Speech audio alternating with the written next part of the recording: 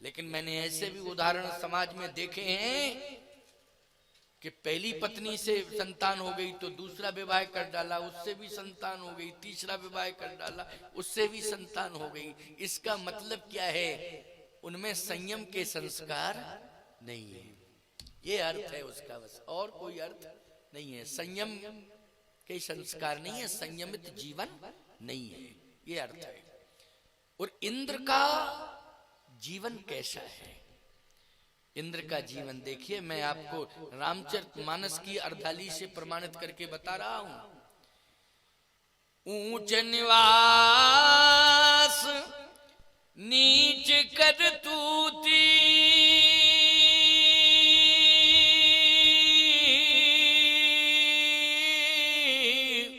देख न सकई पराई विभूति।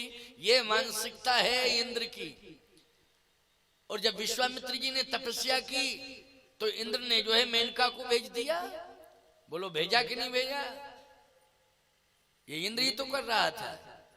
नारद जी जब तपस्या कर रहे थे तो कामदेव को भेज दिया। ये किसने भेजा? बोलो, ये इंद्र ही तो कर रहा है।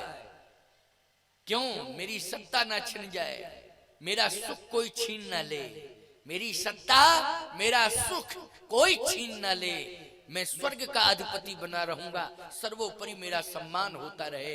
ये मानसिकता। सम्मान संपत्ति से नहीं मिलता है, सम्मान चरित्र से मिलता है। कैरेक्टर अच्छा होगा तो सम्मान मिलेगा, संपत्ति से सम्मान नहीं मिलता है। ये मानसिकता ही गलत है, ये विचारधारा ही गलत है कि संपत्ति से सम्मान मिलता है। संपत्ति वाले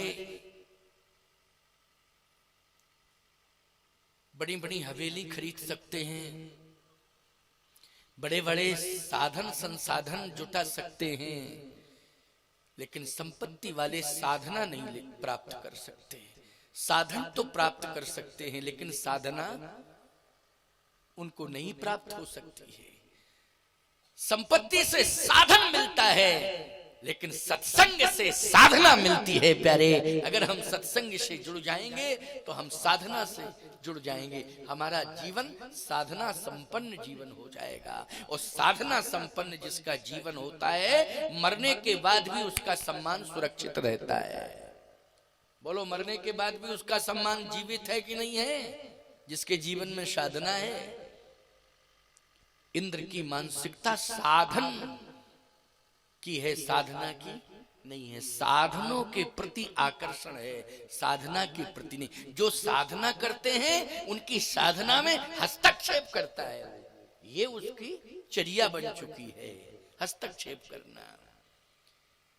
तो इंद्र जो है प्रभावित हो गया। उसने सोचा कि मेरा विवाह जो है अहिल्या के साथ हो जाए।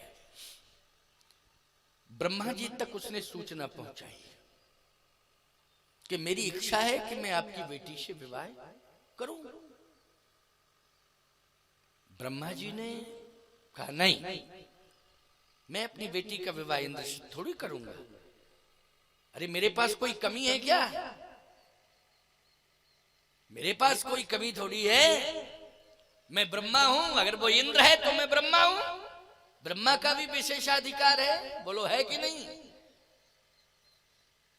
इसलिए स्वर्ग का राजा अगर इंद्र है तो मैं बुद्धि का राजा हूं। बोलो, ब्रह्मा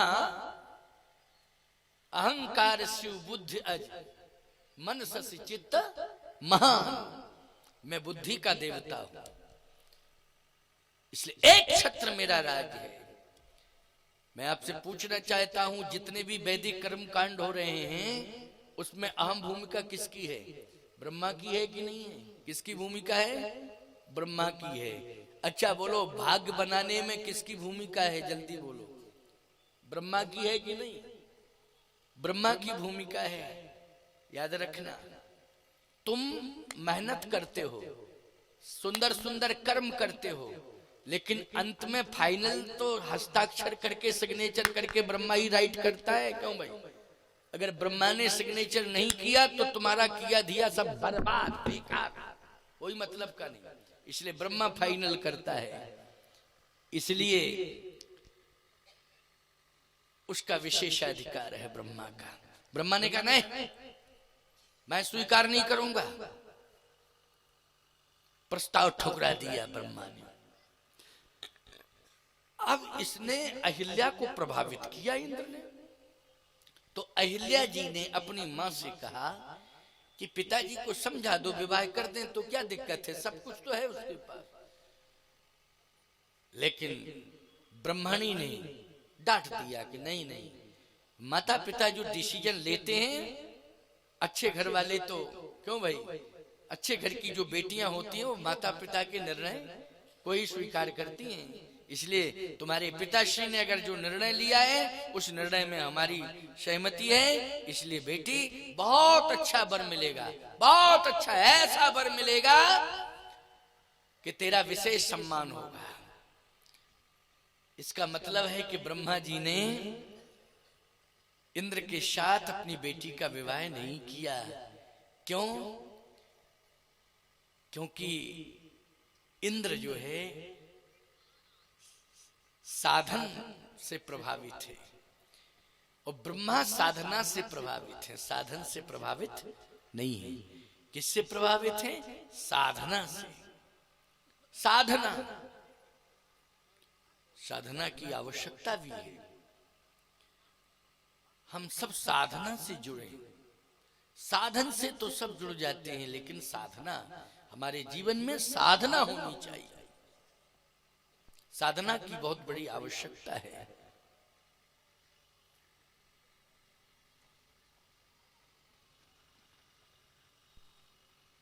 हाँ बताएं।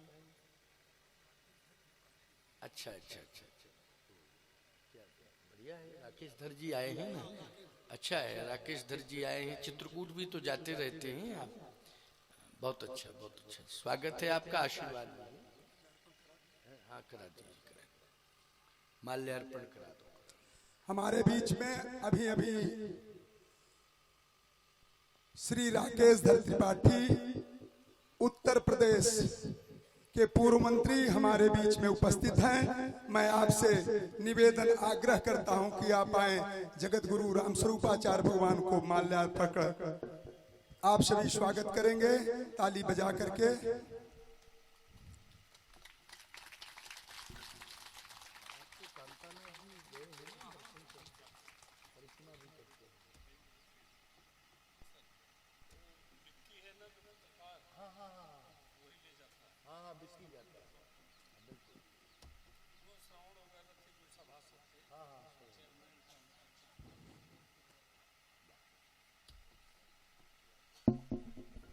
अभी हमारे बीच में साथ में श्री प्रमोद त्रिपाठी पूर्व प्रमुख सैदाबाद भी हैं। आपसे भी निवेदन है कि आप महाराज जी को माल्यार्पण कर स्वागत करें।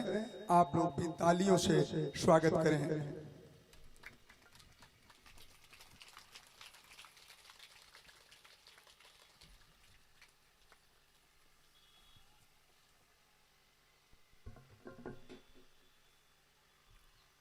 श्री राम जय राम जय जय राम। श्री राम जय राम जय जय राम। श्री राम जय राम जय जय राम। श्री राम जय राम जय जय राम। श्री राम जय राम जय जय राम। श्री राम जय राम जय जय राम।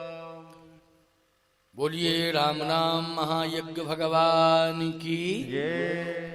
तो ध्यान से सुने, बहुत भावपूर्ण कथा है।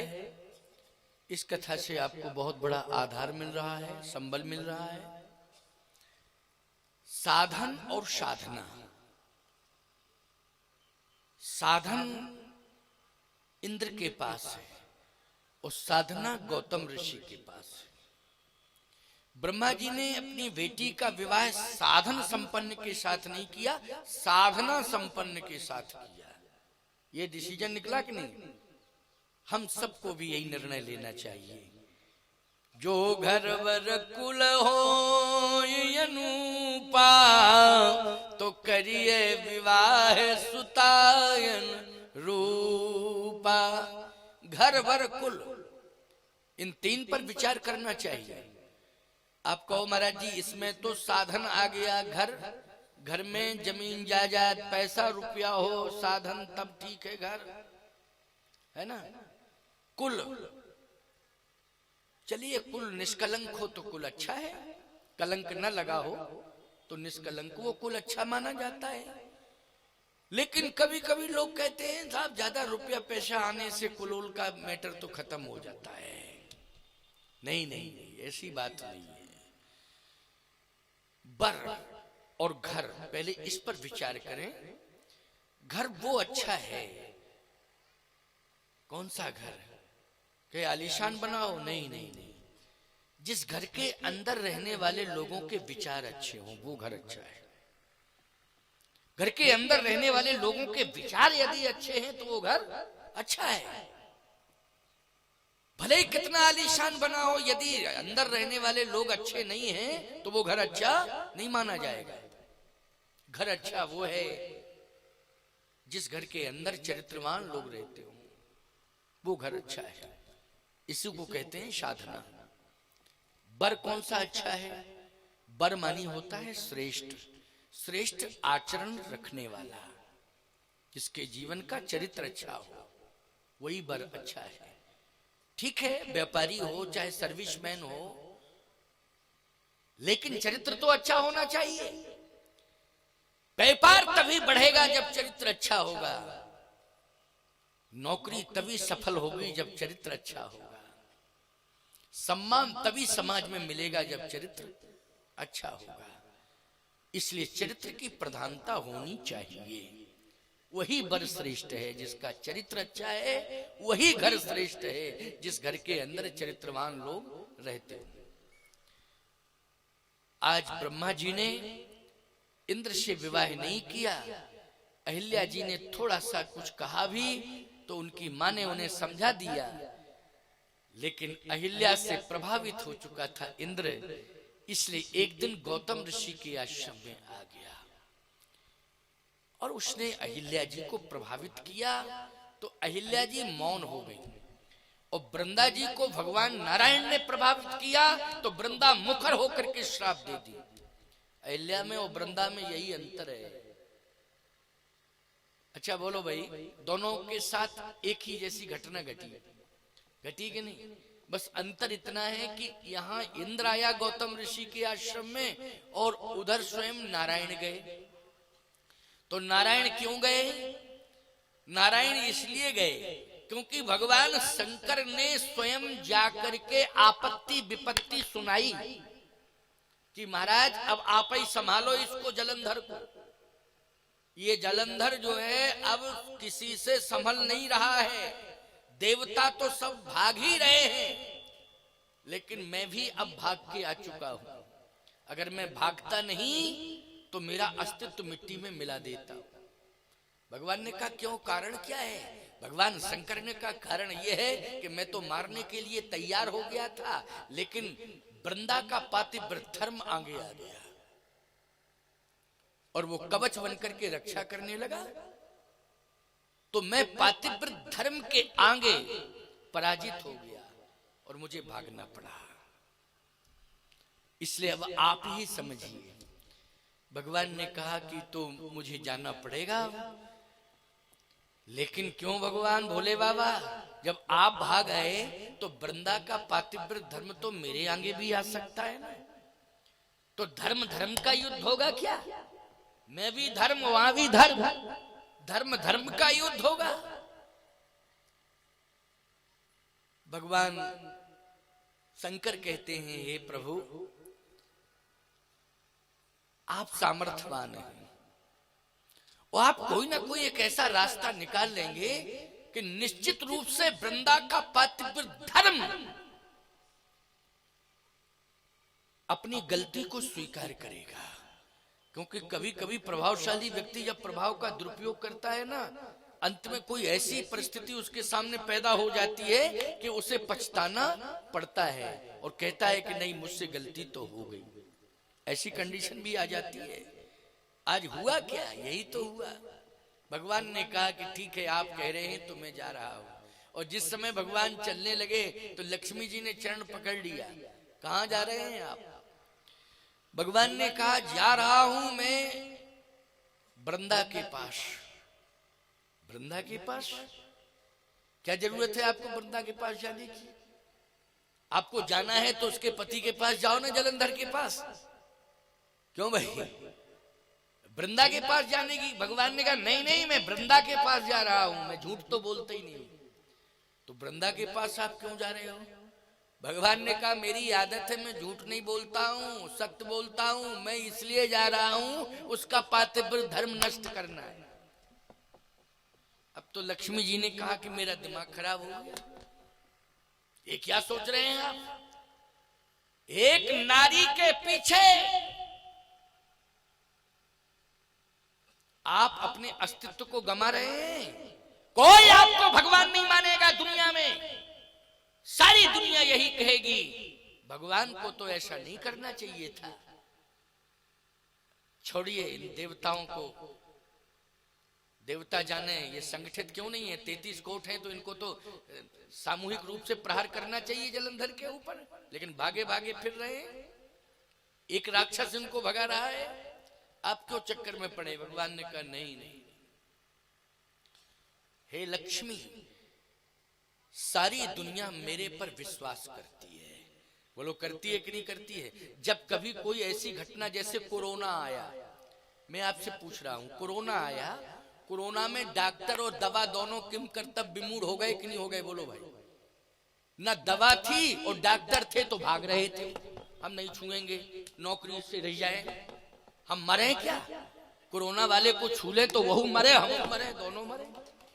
क्या मतलब है? छूने की जरूरत नहीं है, हम रिजाइन दे सकते हैं, हमको ऐसी नौकरी नहीं चाहिए, प्राण बचाने। एक वो स्थिति आ गई थी कि सारी दुनिया ये कह रही थी प्रभु बचाओ, प्रभु बचाओ, रक्षा करो, रक्षा करो। बोलो हाथ उठा लिए थे सबने कि नहीं उठा?